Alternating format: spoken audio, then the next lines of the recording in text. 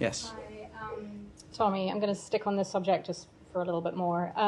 You keep saying that the story is the distribution of 40+ million meals, and we're trying to just point out all of the other multifaceted angles of what's going on here, given that the government is about to invest a lot of money into this.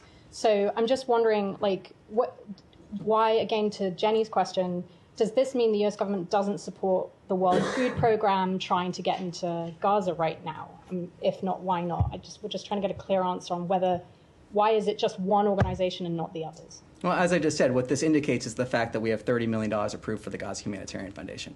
That's what this indicates. We've also seen the Gaza Humanitarian Foundation, as I was saying, been able to deliver aid in a way that is not being looted by Hamas. The story here, again, as I've said, as you pointed out, is that 46 million meals. That's the story here, and the fact that we're encouraging other countries to step up and support this. The president's been clear. He's been looking for those creative solutions to get aid into Gaza. This is one of those indicators showing a follow-through on that commitment from Secretary Rubio here implementing that vision at the State Department. And I don't know, sorry, if I could just have one more. I don't know if you've seen in the last couple of weeks, there was an American security contractor who used to work for the organization. He wrote his experience in ZTO, and he described how the contractors, the Americans going to work for the Gaza Humanitarian Foundation, were themselves not getting enough sleep, not getting enough to eat. He describes how some of the contractors were picking up food from the ground, food that was supposed to go to the Palestinian people.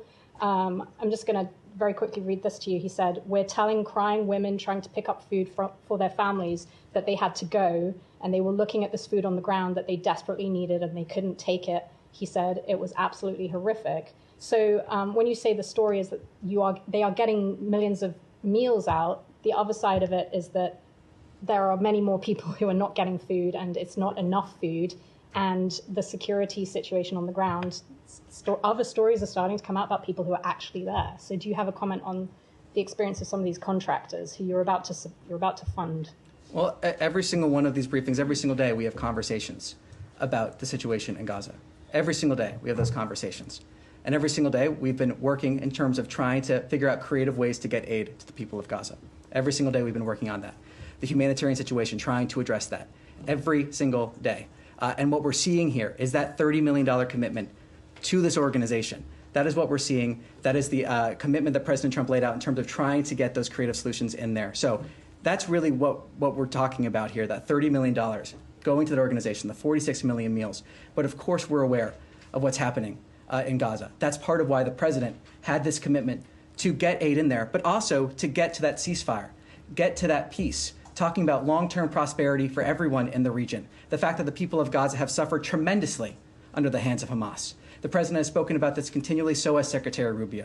So that's part of what we're seeing here, that $30 million to this foundation. And we encourage, as I said, other countries to also join in supporting this effort.